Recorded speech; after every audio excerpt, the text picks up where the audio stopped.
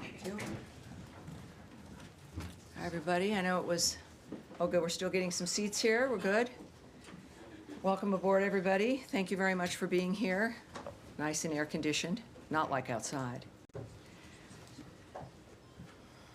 So I do have a few announcements, of course, as you might imagine, and then we will, the Imperial we, will take your questions. Thank you all for being here. I do appreciate it. Under the leadership of President Trump and Secretary Marco Rubio, the United States continues to pursue a clear-eyed foreign policy that prioritizes the safety, prosperity, and global standing of the American people. Last week, the department welcomed delegations from the Democratic Republic of the Congo and Rwanda to Washington to support implementation of the June 27th peace agreement, led by senior advisor Boulos. These discussions focused on regional security, cooperation, and economic development, critical pillars for achieving lasting peace and prosperity in the Great Lakes region. And today, Denmark, Norway, and Sweden announced they would fund an additional $500 million package of U.S.-made equipment for Ukraine. In addition, yesterday, the Netherlands announced it will fund the first package of U.S.-made weapons and munitions, including Patriot missiles, worth over $500 million. Together, these deliveries total over $1 billion of life-saving, top-of-the-line American equipment that, as noted by Ambassador Whitaker, will allow Ukraine to, quote, protect critical infrastructure and civilian lives while also staying in the fight until a lasting ceasefire happens. These commitments deliver on President Trump's initiative to facilitate billions of dollars in investment to the United States defense industry and create American jobs while ensuring Europe can ultimately defend itself long-term. Additionally, today, the State Department published a temporary final rule in the Federal Register. I know that sounds kind of bureaucratic-like for everyone watching at home. This is to implement a visa bond pilot program under the Immigration and Nationality Act, consistent with Executive Order 14159, beginning August 20th. Nationals of Malawi and Zambia applying for B1, B2 business and tourist visas will be required to post a bond of up to $15,000. This targeted common sense measure reinforces the administration's commitment to U.S. immigration law while deterring visa overstays. Now, turning to our disaster response for the Philippines. With $250,000 in funding from the Department of State, the World Food Program is transporting family food packs to flood-affected people across central and northern Luzon, with nearly 14,000 delivered to date. The department is providing an additional $250,000 to provide emergency shelter assistance to meet the needs of over 15,000 disaster-affected individuals. Finally, President Trump is signing an executive order today establishing a White House task force on the 2028 Summer Olympic and Paralympic Games. With Los Angeles set to host the World, the task force will coordinate across federal, state, and local agencies to ensure streamlined visa processes, robust security, and efficient transportation. This action highlights America's enduring role as a global leader and premier destination for international engagement, tourism, and sports diplomacy. All right, so a bunch of stuff there. I am looking forward now to taking your questions. And we'll start here. Yes, ma'am. Nice to see you up here as opposed to further back. Welcome aboard. Very revolutionary. And you know, let me, before you begin, I do want to announce everyone who is in the front row today. As we know, we have guests as well as regular attendees here in the room for our front row. First, we have Mal McIver Sheridan with Kyoto. We have Sarah Karakam with Hulk TV Turkey. Sean Fleetwood with The Federalist. Adam Credo with the Washington Free Beacon. I know your avatar on social media. Now everyone's going to be able to see your face. John Lyons, or is it John or Kamen? Kamen, welcome aboard. Kamen Gok with ABC Australia. And Jacob with the Times of Israel. Welcome aboard. Nice to see you again. Saw you this morning. All right, everyone. So now again, Sarah, let's start with you. Thank you very much. I want to start with Syria. SDF military leader Mazlum Abdi recently stated that Syria should adopt a decentralized structure where all groups have the right to self-governance. He added that a centralized system has already failed. He also said that during his meeting with U.S. Ambassador to Turkey and Special Envoy Thomas Barak, that Ms. Barak came to understand that Syria cannot be governed from a single center. Given that and considering Turkey's strong opposition to any form of Kurdish autonomy in the northeast due to SDF's ties to PKK, an organization that is reportedly now engaged in a disarmament reintegration process in Turkey, albeit with no formal outcome yet, does the U.S. support the SDF's apparent push to establish a parallel or federal governing structure rather than reintegrating into the central Syrian regime? Has the U.S. position on Syria's territorial integrity shifted or softened in any way? So in general about Syria, I think that this is important. First thing I want to do is read a tweet from Ambassador Barak, our ambassador to Turkey, as well as, of course, our special envoy there in the Middle East as well, Syria and Lebanon. He tweeted, disturbing violence erupted yesterday, this was on August 4th, I should say, in Suwaida and in Manbij. Diplomacy is the best way to stop violence and build a peaceful, lasting solution. The United States is proud to have helped mediate a solution in Suwaida and to be co-mediating with France the reintegration of the Northeast into a unified Syria. The path ahead belongs to Syrians, urging all sides to uphold calm and resolve differences through dialogue, not bloodshed. Syria deserves stability. Syrians deserve peace. When it comes to, I guess you're asking about Turkey and the single center governance, did you change your stance on that?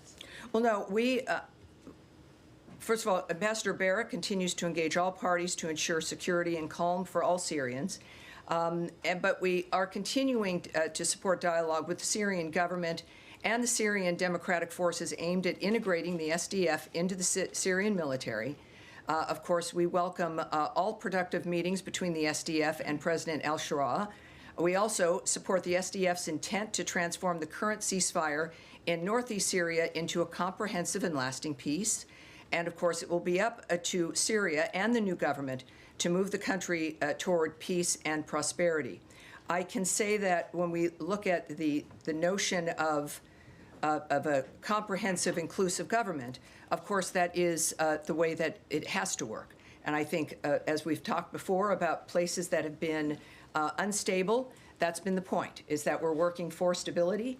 And I think our position previously still stands, certainly, and we continue with democracy being vitally important, as well as diplomacy when it comes to the nature of how we solve the problems there. A short follow-up, please. Is the U.S. following Turkey's newly formed parliamentary commission that is reportedly working to end PKK's armed campaign, potentially through reforms and in counterterrorism criminal legislation change for a peaceful transition? If so, how might that effort affect your approach to northern Syria and your ongoing partnerships on the ground? Well, first of all, we won't comment on actions that governments are taking internally when it comes to legislation or moves that they seek to make.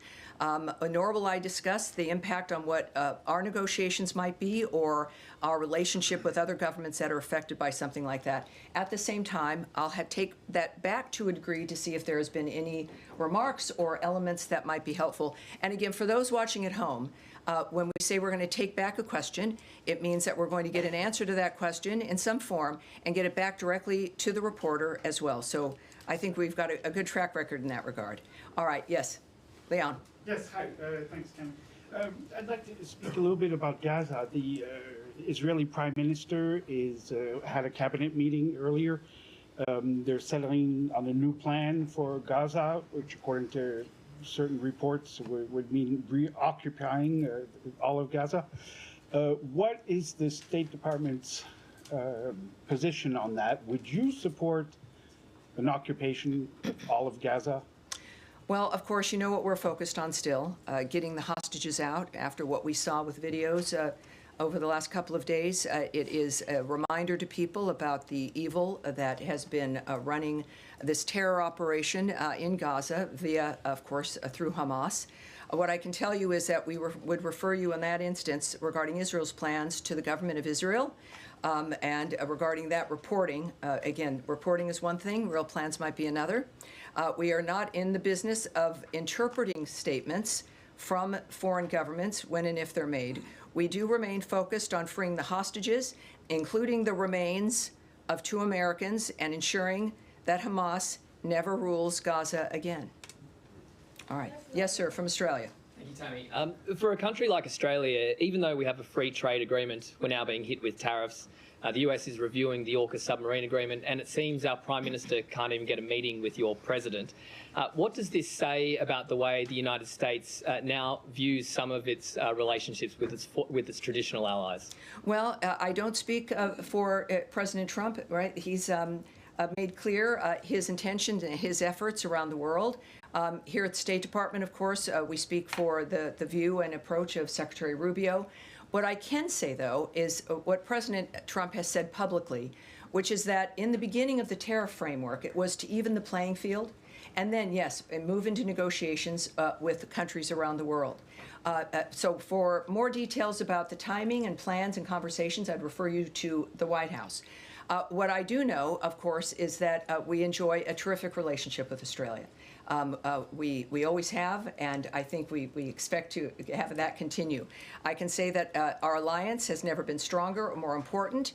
We share the same values, beliefs, and goals. We have fought, of course, side by side in battles over the last 100 years. But I think that for President Trump's approach and attitude, it really is about America being as strong as she can be, which matters to the rest of the world and informs all the rest of our alliances and partnerships for our nation to be strong and as secure as we can be. Certainly, Australia and all of our partners around the world recognize this. It's been, I think, a very long time, which is why many people have been surprised that we're going to have conversations like this. We've seen his success. The money that has come into America as a tremendous supplier and supplier of goods around the world. So I think that that's what we can expect for Australia, as we do a number of other countries, of which we'll have the pleasure of being able to speak with the president and make their own arrangements as well in that regard. All right. Thank you, sir. All right. Yes, sir. Thank you, Mr. Bruce. So in recent weeks, we've seen the release of previously classified documents showing that then President Obama and his intel chiefs weaponized a 2017 Intel Community Assessment to push the lie that Trump colluded with Russia in the 2016 election. And in this ICA, which showed at the behest of Obama's intel chiefs, included weak and misinterpreted intel to push the notion that Russia wanted Trump to win the election. Mm-hmm. Meanwhile, the ICA did not include evidence showing the opposite. Many media and the Democrats have since clung to the Senate Intel Committee report and then Senator Rubio's work in drafting that report that said the ICA was fine and that they agreed with Obama's intel chiefs that Russia intervened to help Trump. So my question is, does Secretary Rubio agree with the media and other Democrats that there was nothing improper about the creation of the ICA, or do the recent documents that have been released change his views about the assessment? Well, I put out a statement myself responding to this when it first came up, and I've found that for you. But I would say that this, in some ways, explains, of course, the vehemence and the effort to try to keep President Trump from winning the last election because of the nature now of what investigations are occurring or may occur. This is what the American people voted for. We saw a great deal going on that was improper. And so we look forward, of course, to what these investigations reveal. Regarding Secretary Rubio, as then Senator Rubio, my statement was this, I think maybe over a week ago. If the legacy media were at all curious about the facts of the matter, they would have found from then Senator Rubio's own statement from 2020 concurrence with DNI Gabbard's consequential findings. Then Senator Rubio determined that the use of the Steele dossier was, quote, very troubling, but even more so, he was alarmed by the behavior and the actions of the FBI in pursuit of what has now been confirmed as a dangerous hoax. His statement revealed serious wrongdoing leading to one of the most infamous political scandals in American history, And of course, I think that at that time was appropriate. And as all of us who are here and grateful to be here and blessed to be here, we are also grateful for the American people seeing through that and putting President Trump back in office. A quick follow-up, if I Right, may. sure. So you're saying that Secretary Rubio disagrees with the assessment from Democrats and the media that the drafting of the ICA was on the up and up? Well, what I can say and what I always caution people in this room to not do is to not draw an extended conclusion about something that I presented. What I presented is what I presented. So I'm not going to expand more on that regarding what the Secretary thinks or might be considering. I won't get ahead of the Secretary in that regard. But I think it's pretty clear what his position is. Right, Daphne? Thank you so much. Just to follow up on my colleague's question on Gaza, Yes. have U.S. officials spoken with Netanyahu about this potential plan for a complete military takeover of Gaza? I won't remark on any conversations whether or not they have occurred. Okay, and then Axios is reporting that Witkoff and President Trump discussed plans for the U.S. to increase its role in providing humanitarian aid to Gaza.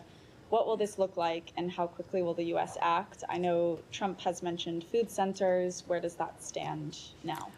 Well, as we all know, every few minutes things change. When we say something's fluid on the ground, this couldn't be a better example of the nature of how things are moving. I can tell you that after the visit from Special Envoy Witkoff and Ambassador Huckabee, they went at the behest of the president, who wanted people on the ground to be able to report back to him exactly what was happening. Most of us, of course, are relying on reports from various areas. They have reported back to the president. What I won't do is get ahead of what the president will decide about what he's heard and the actions that he will decide to take. He will, obviously, he'll make that known to everyone. But what we do know, of course, from the beginning is that humanitarian aid has been at the heart of our action, not just for Gaza, but around the world, in my topper, as we call it. I mentioned, of course, our current standing with the Philippines and assistance there. But we do know, of course, just as a reminder for people who might not know, Special Envoy Witkoff spent over 5 hours inside Gaza this last weekend to assess the situation and to begin planning the best way to deliver urgent food and medical care to Gaza. And while we don't have anything to announce at this point, obviously it's rather early regarding the end result of that, that still remains our priority.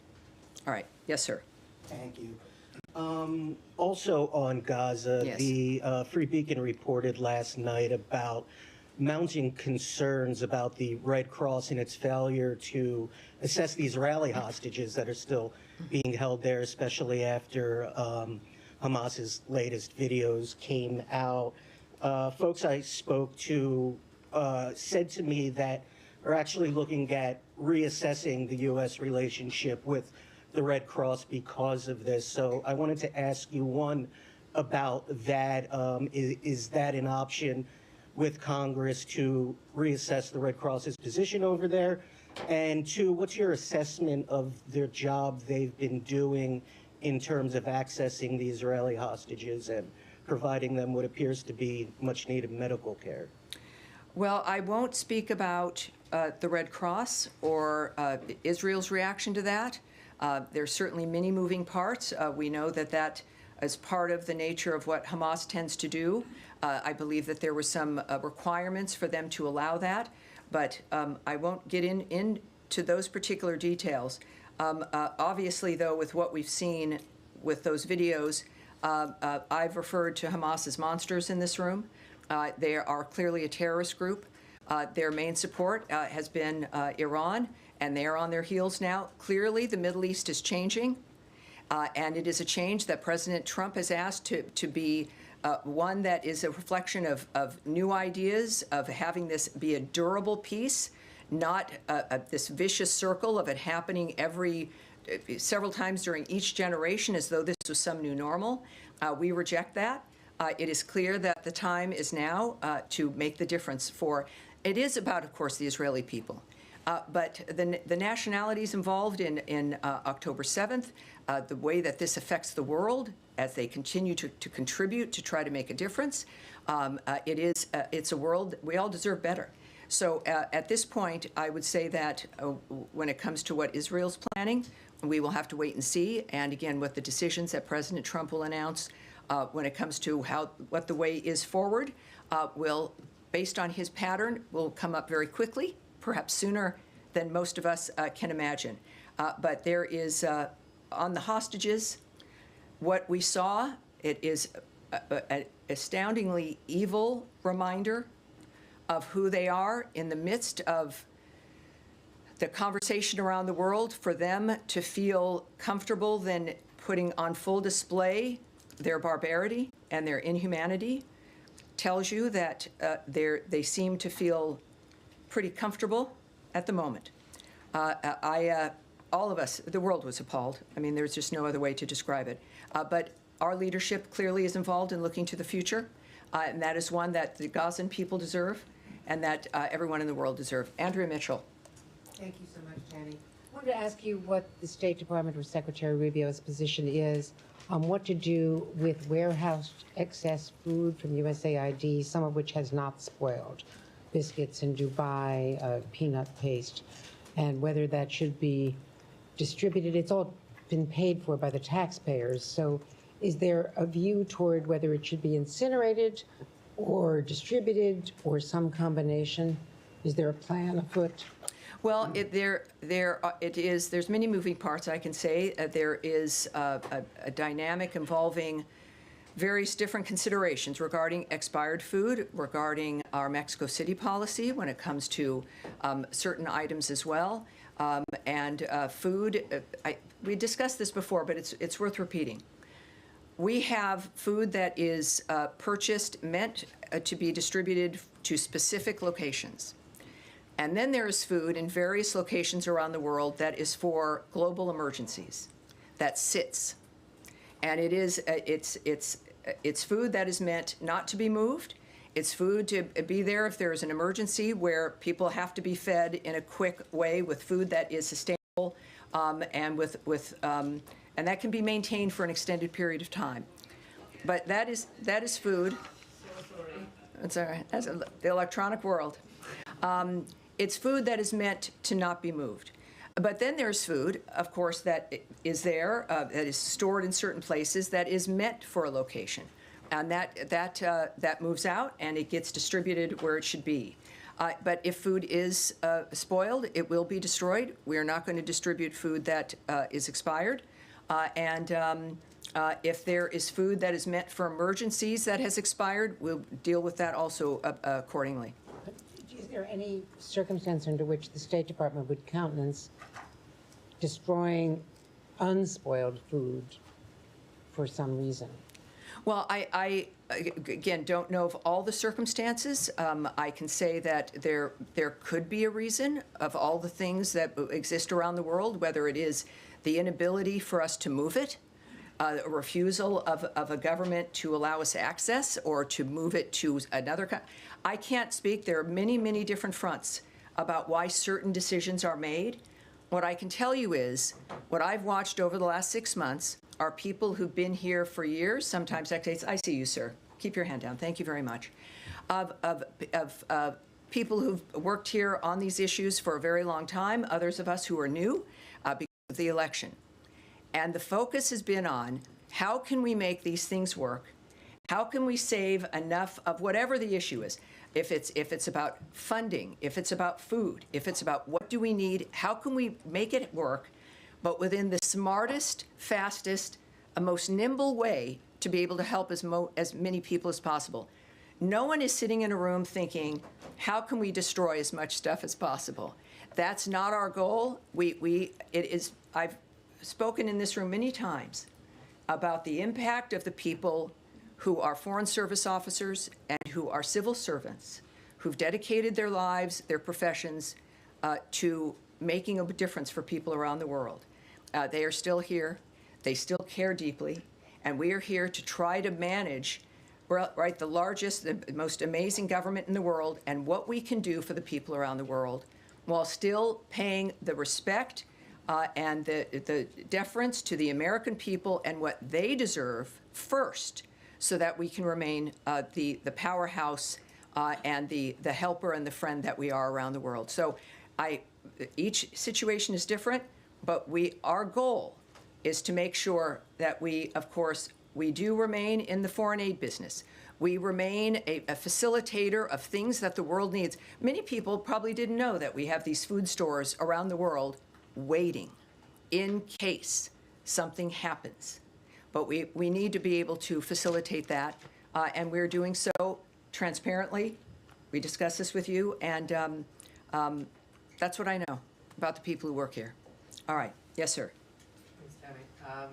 Over the weekend, the State Department confirmed that Khamis Ayad, a Palestinian who died due to complications from smoke inhalation after trying to put out a fire started by allegedly Israeli settlers in a village in the West Bank, confirmed that he was a U.S. citizen. Is the U.S. State Department calling on Israel to investigate this death? Has this issue been raised with Israeli authorities? Well, we have made comments before. There have been, it's a violent situation. There have been a few Americans who've passed in this kind of a dynamic, certainly also one in Syria. Our first priority, and it's not a motto or a slogan, is the safety and security of Americans everywhere. So certainly here at home, but also abroad. We know that when a death occurs in a foreign country, it's that foreign country's prerogative, right? They will be doing an investigation. We have called upon Israel to investigate, of course, each of these instances that they are, and that we wait to see what those investigations will be, and that's the case here in this situation. There's a great deal we of course still don't know, but that is something to say we're following it is an understatement. We are on that and every other situation that has impacted an American citizen, wherever they may be in the world. And then once those local investigations are done and we take a look, again, this is a DHS issue, if you will, when it comes to investigations, or the FBI. But as each one of these situations move forward, I will keep everyone up to date. All right. Yes, sir. Thanks, Tammy. Yesterday, Speaker Johnson was in the West Bank, which he referred to as Judea and Samaria, and said that it rightfully belongs to the Jewish people. Is that official U.S. policy? And if it's not, what is U.S. policy towards the West Bank? Well, I have said this about other diplomats who've spoken their minds, including Ambassador Huckabee. Certainly, that's not. If there's a policy in that regard, you would hear it from me. So I think I can say that. I'm not going to speak for him or characterize his words in any certain ways, but clearly that is his opinion. But it's not the opinion of the U.S. government? Well, I'm not going to speak about opinion of the government, and if there's a policy regarding the status in any region of the world, but certainly in the Middle East, I would wait to hear it from Secretary Rubio and President Trump. All right. All right. Yes, sir. Alec? I want to move to Special Envoy Witkoff's upcoming trip, Nadia, please, go ahead. Special Envoy Witkoff's upcoming trip to Russia.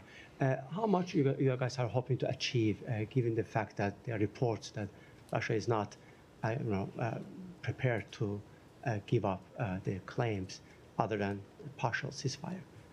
Well, first of all, the president has noted, of course, that Special Envoy Witkoff will be traveling to Russia this week, so we can confirm that from this podium. What that will entail, I have no details for you. And as you know, this is happening in front ahead of forthcoming sanctions on Russia. Can you fill us in on? Well, are you saying that? Are you declaring for the United States government there's going to be more sanctions on Russia? I'm not sure. I would say I would need to hear that from President Trump. When it comes to, clearly the president's not happy with Mr. Putin and Russia, but he remains committed to diplomatic solutions. I would say that we've also seen a remark, perhaps a reflection of possible secondary sanctions regarding the sale of oil. People who are countries that are buying Russian oil. And that has been openly discussed by the president. But when it comes to things that are decided, we would wait for the president to say that. On that line, Tammy, do you have any response to Indian Foreign Minister's statement saying that they are not going to change their position on oil purchase from Russia. And adjacent to that, Ukrainian leadership today announced that they actually flagged India-made parts that they found in Russian drones. Do you have any reaction? Well, again, I won't speak for what the president would think about those things. We do obviously have Envoy Witkoff going to Russia. We are committed on that end. I will not characterize or remark on another nation's comments about what they will or will not do. I can barely do that here. But I do know that, of course, President Trump understands the entire field. And he has made it very clear he doesn't like what's been happening. He is a man who is a humanitarian. He has spent all these months now getting people to the table, finding a solution. But he's a realist, and when he says something and you can see where he's moving, he's very transparent. That is the voice that you need to hear from. So he is the guiding hand. And when it comes to what Russia is doing and those nations that are facilitating this war on Ukraine, it will be up to President Trump about how to respond. All right? Yes, at the end there. Tomorrow, August 6th, marks 80 years since the United States dropped the atomic bomb on Hiroshima. The U.S. ambassador to Japan will also participate in the event in Hiroshima. Do you have any comment on that? And what is the current administration's basic policy on nuclear weapons? Thank you. Yes, I do have a remark on that. Thank you, sir. So for tomorrow, 80 years ago, the United States and Japan concluded a devastating war in the Pacific. For 80 years, the United States and Japan, however, have stood shoulder to shoulder to safeguard peace and prosperity in the Pacific. Tomorrow marks a solemn day of reflection and remembrance as we honor the people of Hiroshima and their enduring message of peace and hope.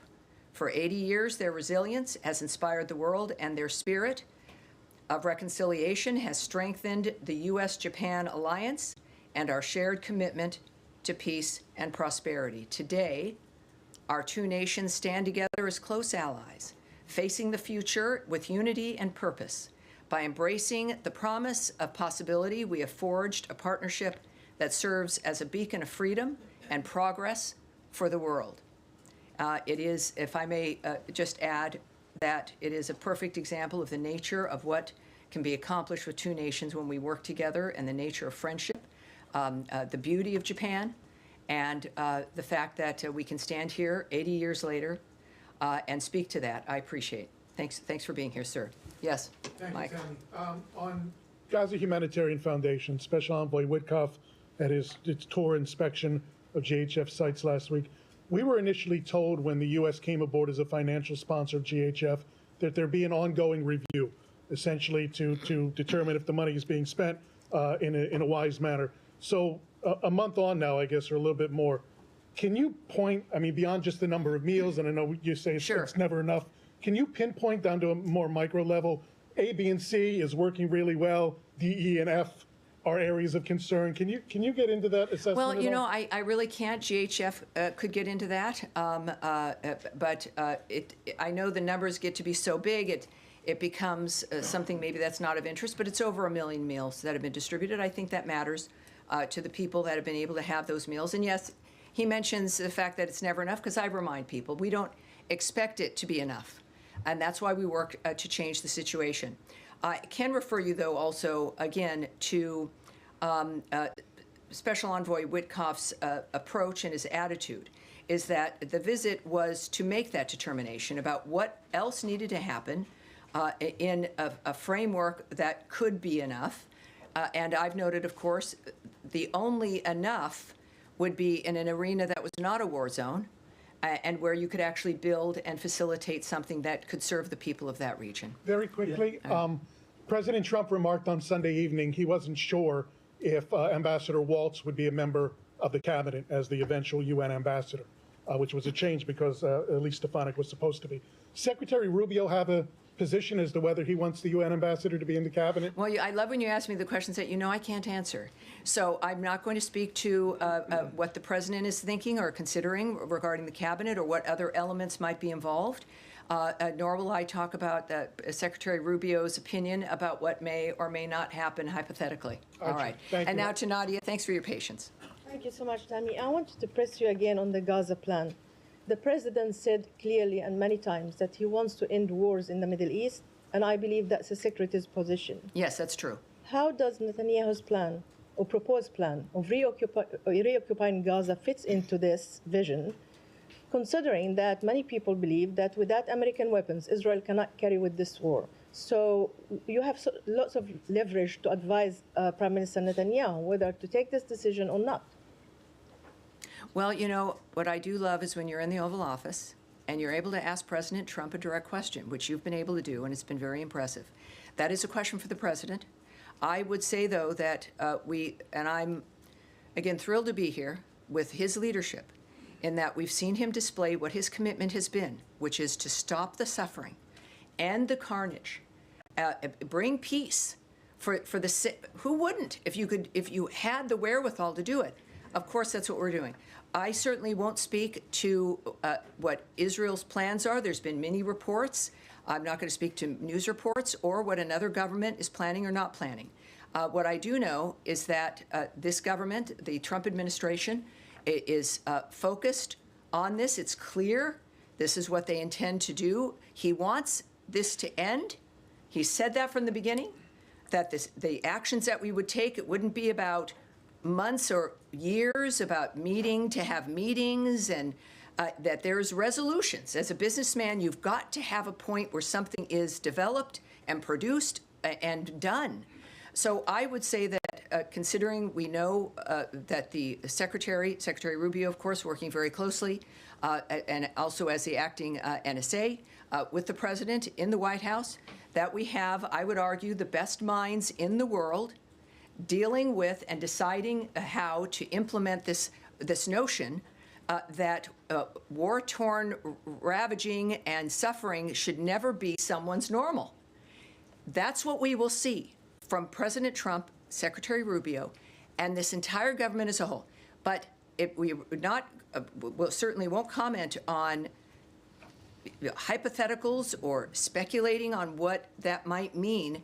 The good news is you'll hear it right from them in a variety of different formats. And that it's an exciting time to watch this. It's heartbreaking most of the time. It's exciting and hopeful part of the time.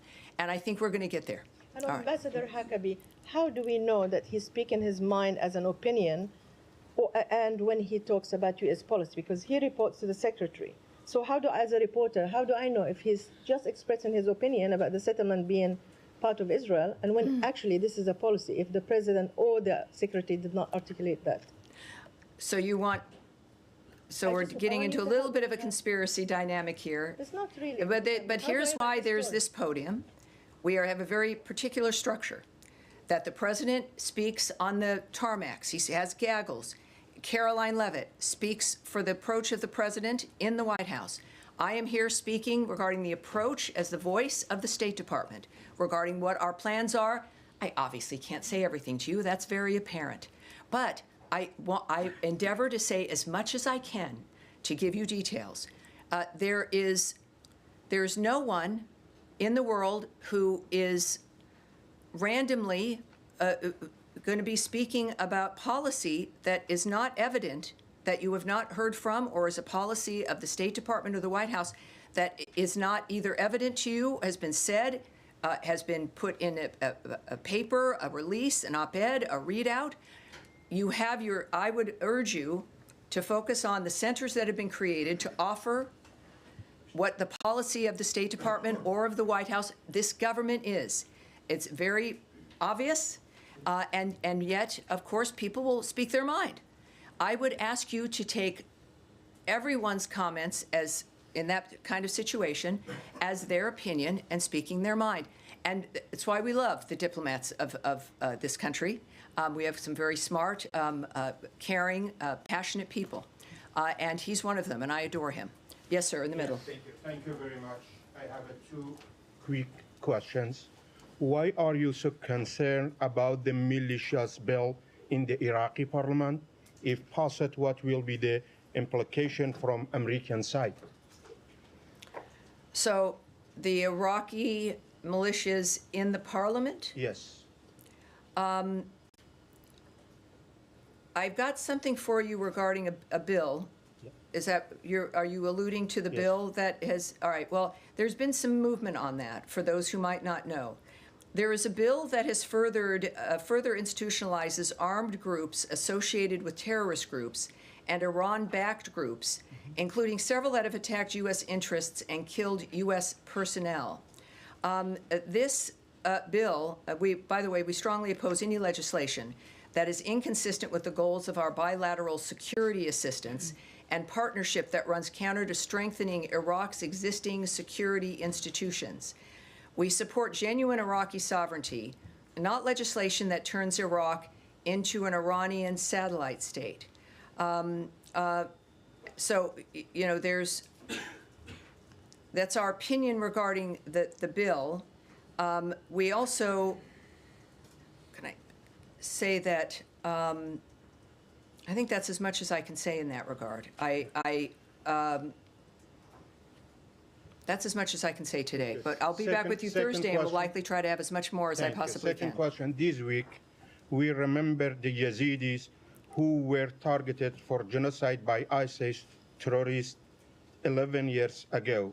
1,000 lost their lives, at least 3,000 remain missing. How important do you think it is for all refugees to be able to return home to Sinjar? As you know, Sinjar is now under the control of the militia. It feels, you know, people will remember that. It feels like it was a million years ago, but it was a horrible dynamic that transpired as we watched these Yazidis targeted by ISIS. That time when ISIS was just a cancer running around the world effectively, but certainly through the Middle East, destroying people's lives. We were told that it would take 30 years to get rid of ISIS, that Muslims would be upset, as though Muslims like what's going on with this. They don't. This is not an issue.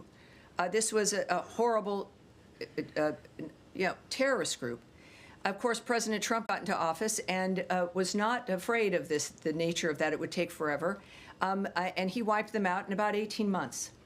And we forget, you know, we move on. There have been other horrible things that have happened.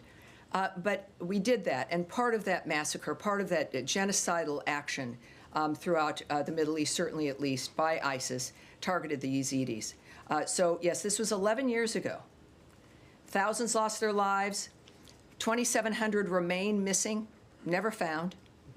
And what I can say is this. It is important that survivors receive support as they pursue justice. Security and stability in Sinjar are key for the safe and voluntary and dignified return of the Yazidi community. Yazidis deserve the opportunity to rebuild their lives and homeland. So that's what we'll say there. Thank All right. you very much. Thank All right. you. All right. So, go ahead. Nice to see you. Nice to see you. Just to clarify on the question about GHF, did Special Envoy Witkoff come away favorably impressed with what he saw of its operations last week? Well, his statement, which I read at the beginning here, spoke to the fact that we're going to be continuing to look at how best to get humanitarian aid and to further our goal for the humanitarian aid. I have nothing further to say regarding his assessment of GHF or what that additional work or expansion might look like. Okay. And on his portfolio in Russia, there are reports that the Russians are proposing a limited air truce, a cessation of drone and missile activity. Would that be satisfactory to the U.S. in order to forestall sanctions? Well, you know, I can't say anything about either one of those questions. First of all, I won't comment on or speculate on what a diplomatic choice would be regarding what's offered or what's not offered. I don't know that.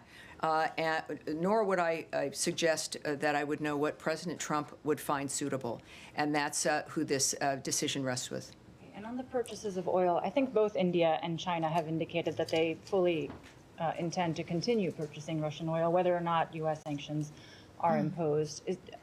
Is the U.S. seeking additional leverage in order to change Russian behavior, or what other levers is it going to reach? Well, we know there's, of course, there's sanctions. There's what's known as secondary sanctions, which is what we're talking about now, sanctioning a country or a company or others that might be doing business with a country that we have sanctioned in this instance. I know that President Trump, as we all know, has many tools in his tool chest. This is one of them. He has invested a great deal and will continue to, regarding the wars and the conflicts around the world to stop them. And as a businessman, he likes to use, understandably, the tools that can make a difference with countries. We usually, of course, that is about economy, the economics of what's happening. And that's a very specific approach. It's something every country can understand. It's a role that America can play. And certainly at the direction of President Trump, it makes a huge difference in what certain countries feel. Whether that's enough for him, what else he might do, I won't get ahead of him or speculate. All right. Yes, sir? Excuse me, on Iran. The Iranian government has established a Supreme National Defense Council. How does the U.S. see this? Does this show that the Iranians are getting ready for further escalation? And are there chances of future talks between Iran and the U.S.? Well, we are aware of the reports that they've set up this new defense council following, of course, the 12-day war, the Iran-Israel conflict. And I have no further comment for you. Except maybe that. Yes. Yes, sir. Next to you. Yes. I was wondering if you have any update on the case of Saif al-Muslit, who was a Palestinian American, was killed a few weeks ago, last month to be exact. And Ambassador Huckabee said that he called on Israel to aggressively investigate the murder. If you have an update on that, and if not, you can get back to me anytime. But also, are there like any kind of communication between the U.S. government and the Israeli governments on stopping this from keep happening? Because apparently there is a pattern. Well, I don't have anything new for you, but the initial posture is strong and remains, which is our expecting to see an investigation that comes with results. And of course, we are constantly engaged with Israel. I can't speak to exactly what those conversations are or on what topics, but it's been obviously made very clear that we expect some information and a resolution to the nature of what occurred. And obviously, when we learn that, we will take further action. So I can't give you the details in this regard. I can tell you it should be a given that any place, and we've demonstrated this throughout the administration, throughout certainly Secretary Rubio's remarks and his actions, as well as President Trump's, that we are trying to stop conflicts. We are committed to ending carnage and death and destruction around the world for everyone, but certainly this is from a president whose America First policy recognizes the value and the importance of this country in increasing the value and importance of every other nation around the world. But that is, in our unique position as Americans in this country, reliant on the United States of America being as strong and as capable as possible, because the world has seen our nature, and that is to stop wars, deter them, try to have ceasefires, have peace around the world.